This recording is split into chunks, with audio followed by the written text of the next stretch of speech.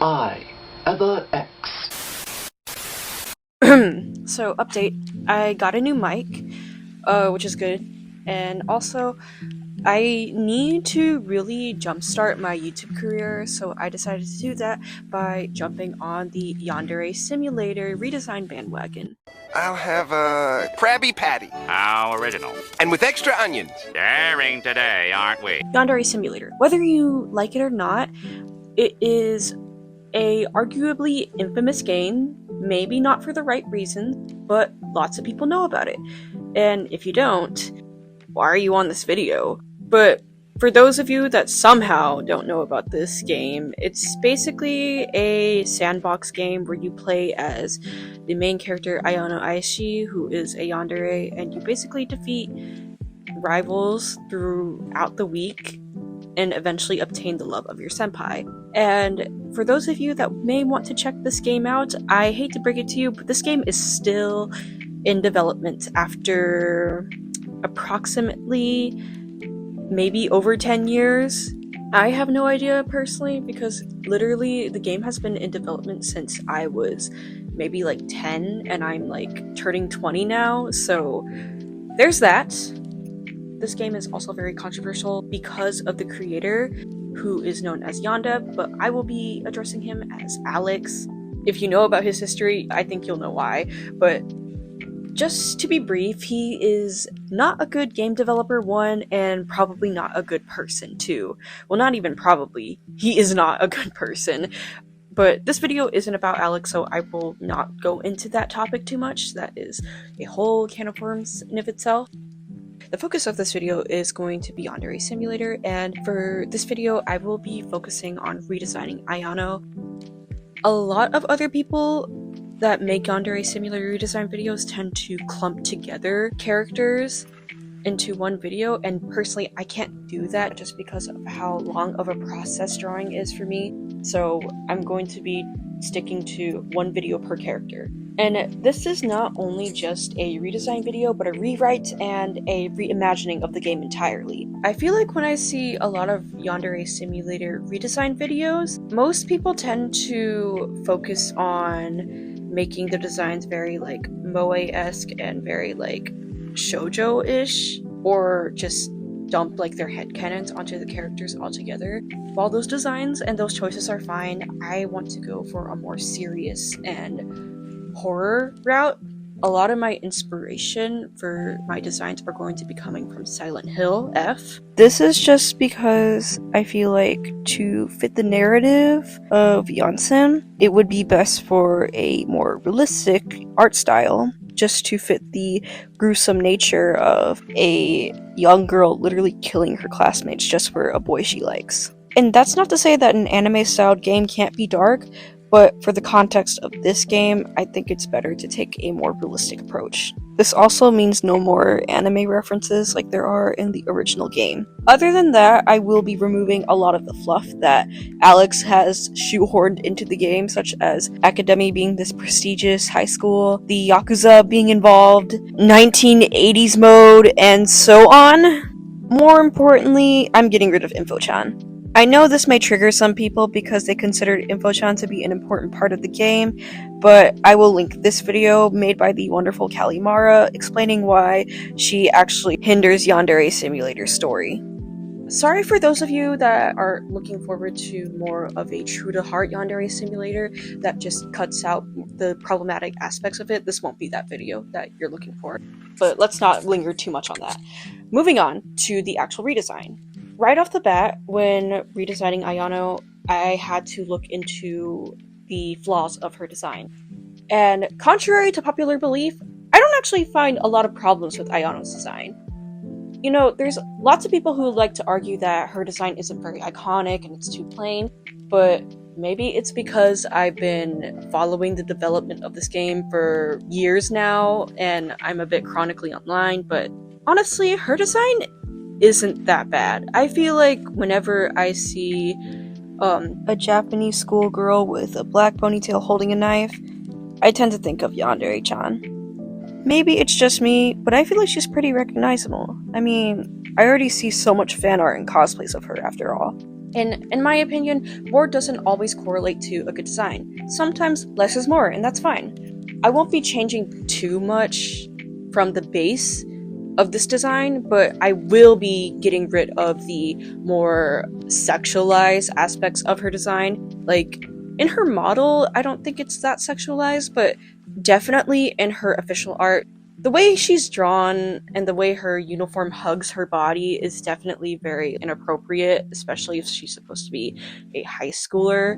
But even more so, since in my version she's going to be straight up a middle schooler. And by the way, don't worry, I am not making her a middle schooler for nefarious reasons. This is purely just because I think that Yandere Simulator taking place in a school setting isn't inherently a bad thing, so long as we remove the R-rated aspects of it. Speaking of which, I will be trying to loosen her uniform to be more accurate to an actual seifuku, which isn't actually as tight as most animes tend to depict it as. So to be clear, no child sexualization in my version of this game. As I began to redesign Yanchan, like I said before, I'm taking inspo from Silent Hill F, so I'm trying to go for a more realistic art style. While I'm trying to make it realistic, I also don't want to make it too realistic because the vibe I'm trying to go for is a vintage horror game feel.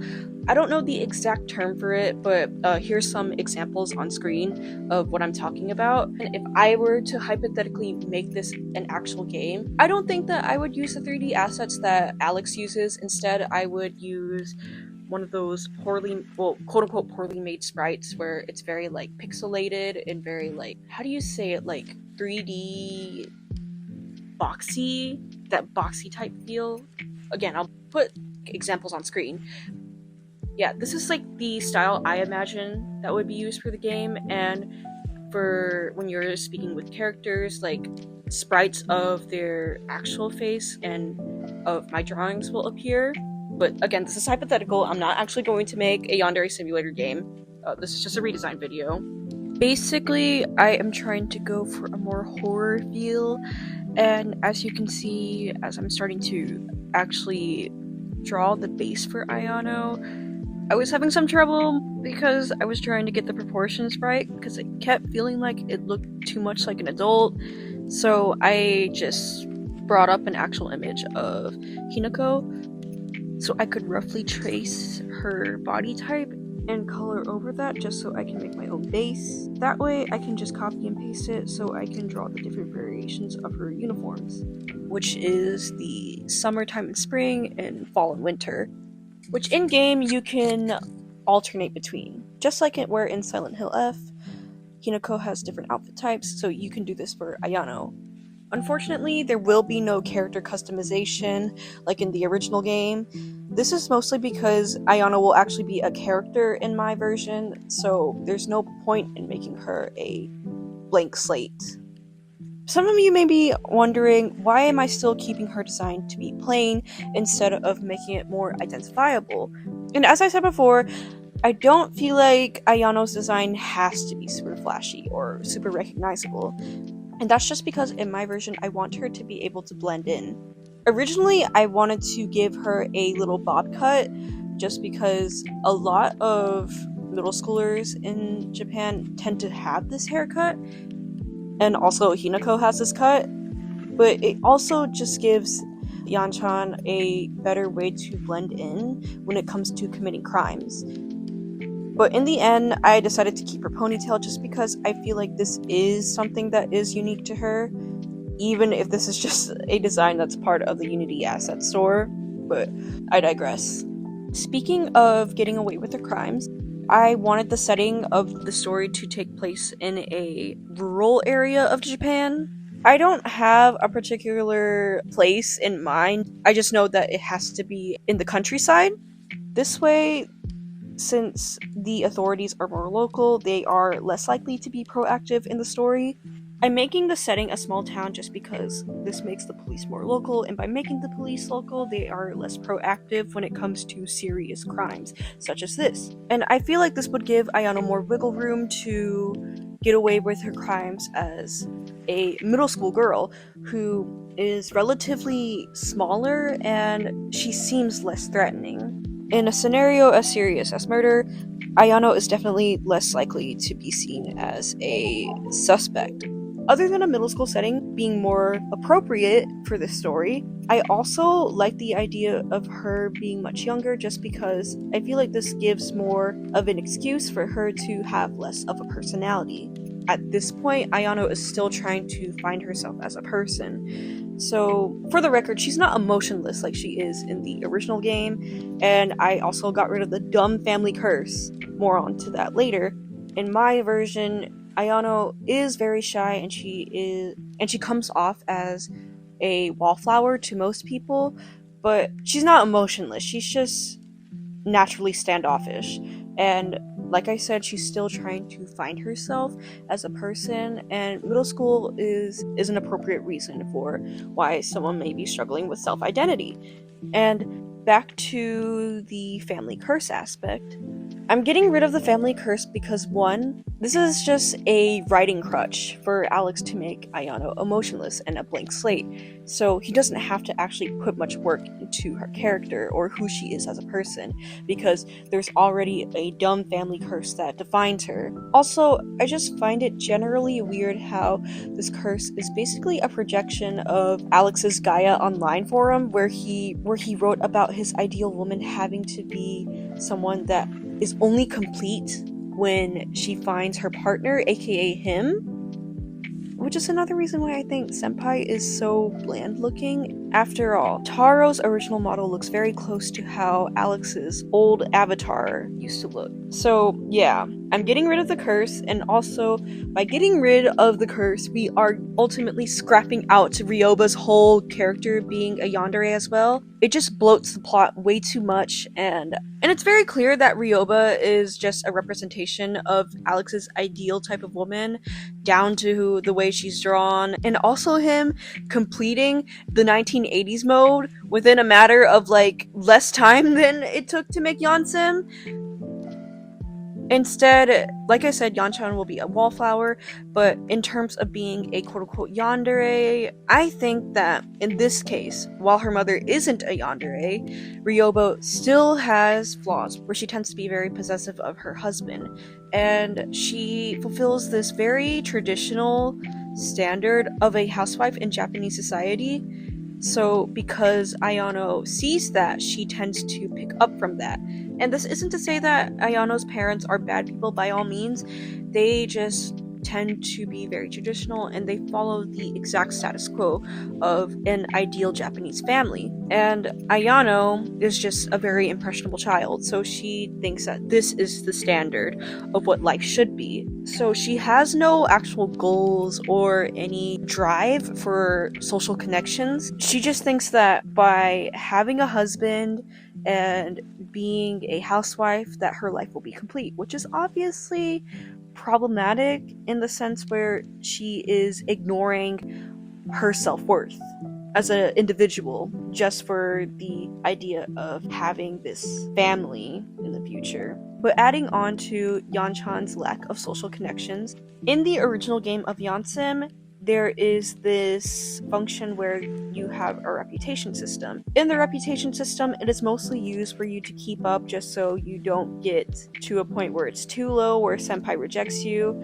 I'm getting rid of that just because, one, I completely rewrote Senpai to be more open-minded, and he's actually more understanding. And two, I feel like this shouldn't be something that impacts your relationship with Senpai, but impacts Ayano's character individually. So, for example, well, if you were to obtain Senpai's affection, all while having no relationships built with the other rivals in the game, then you will achieve the trophy wife ending, where you will repeat the generational trauma or the cycle of Ayano's family, and it will continue to be this cycle where it continues on and on. I feel like that's way better than some dumb family curse, and it's actually like a real thing that happens in reality where learned behavior can lead into a repetitiveness, so another form of generational trauma.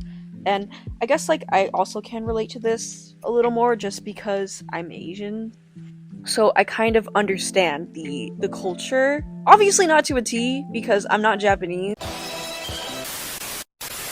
But I get it. I understand, like, the harsh expectations and stuff. So I feel like this could be good commentary for that.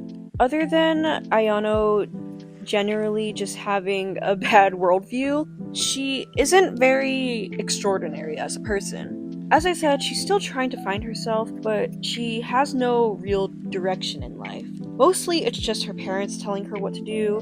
If they tell her to make good grades, she'll study, and if they tell her to join clubs, she won't really argue with them and she'll just join them. She's just a very obedient girl, and she tends to not struggle much when it comes to desires or anything because she doesn't really have desires. She just wants to fit the mold of what people expect her to be. And just to clarify, Ayano is a freshman in my story, so roughly she'd be about 12 to 13-ish. But this is important because during her first days of middle school, she has a hard time fitting in. Not because of bullying or anything, but more because she's just very quiet and she doesn't really make much of an effort to befriend much people. And most people tend to leave her alone because she gives off this energy that she is too focused or too studious to be around. And she does tend to keep her walls up as well, and the way she interacts with her classmates comes off as very standoffish. While I don't imagine that people have negative opinions on Yan-chan, they do have a more neutral reaction towards her, and most of them just respect the fact that she may just want to be alone. This is until she meets the infamous popular Taro Yamada. In contrast to his original counterpart, I rewrote Taro to be more of a popular kid. He is relatively considered to be good looking, and he also is very outgoing with his peers. A lot of people associate him with his very magnetic personality, and he tends to be very warm and understanding of people. Generally, he has positive opinions about him. But even in spite of Taro's positive personality traits, Ayano has admittedly a hard time warming up to him. Like I said, Ayano is a wallflower. She's very standoffish, so it is difficult at first for Taro to really get to know her and really break her out of her shell. But eventually, through his persistence, she eventually caves and they end up becoming friends. And through this friendship, Ayano gradually becomes more comfortable and starts falling for Taro gradually. This comes to a point where she starts looking forward to their casual chats, and eventually she hopes to confess to him. This is until Taro introduces her to his longtime best friend, Nazumi Osana. So I feel like in a short cutscene, Taro could introduce Ayano to Osana, and this is just because Taro mostly worries for Osana given her very grouchy personality type, and like I said, he's a very understanding person, so when it comes to Osana's tantrums, he tends to be very understanding of her, which in Osana's case is very important to her given how she tends to have a negative reputation. A lot of people don't really like Osana just because of how bratty she is, and they easily misunderstand her. And given how Ayano is very cool-headed, Taro interprets this as Ayano being very chill. Because her and Osana are in the same grade, he hopes that the two of them could be friends, since in his mind this would be beneficial since Ayano doesn't have much friends and neither does Osana. Unfortunately for Taro, Ayano takes this as the wrong way, because while Ayano isn't a very aggressive person, for the first time in her life, she feels an emotion that she never thought she would feel before, which is jealousy. Now, I think that this would be a side effect of Ryoba's very possessive personality that rubs off onto Ayano, and in this case, Ayano does not like Osana. She tends to be very relaxed and doesn't really argue much with Osana, and for the most part, she only hangs out with her just because Taro asks her to. I'm not sure if I want Osana to be kind or rude to Ayano, but I'll probably get more into that in her video.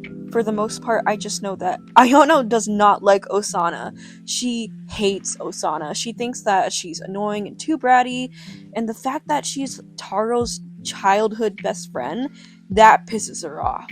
Ayano just thinks that Taro is way too good for Osana, and this just fuels her hatred for her. But since Taro tends to treat Osana as simply just a close friend, she mostly keeps her jealousy to herself and never really acts upon it. That is until Osana and her get a little closer as friends, reluctantly speaking, and she finds out that Osana actually has a crush on Taro. This is where Ayano is set off and caves into her possessive jealousy. So of course, the rage and anger festers, even more so when she finds out that Osana tends to confess to Senpai. This obviously sets Ayano off because that's her man. In Ayano's eyes, she staked her claim on Senpai first. Not that he's an object, but to Ayano, that doesn't matter. She loves Senpai. That's the first person in her life that reached out to her and tried to understand her. And she cannot stand for the idea of this bratty, bitchy woman trying to steal her man. And this is what drives Ayano to her psychotic break, where she gets the idea to eliminate her. And this is probably where the beginning of the game will begin. Other than that, I don't want to get too much into Osana and Taro because I want to save them for the next video, which probably I will focus on Taro first before getting into the rivals. Anyways, with that said, this is going to be my official Ayano design. I will probably get more into schemes and stuff for Osana's video, but other than that, let me know what you guys think in the comments. I would like to know any feedback for this potential series, and I would love it if you would like and subscribe, just because, one, it encourages me to continue to make videos like this, and two, this would help a broke girl in need because I am in dire need of that cash, and I really hope that YouTube can be like a real thing for me. With that said, thanks for watching, and I hope to see you guys in the next video. Bye bye! Shh! Queen, you're slaying too loud. Keep it down.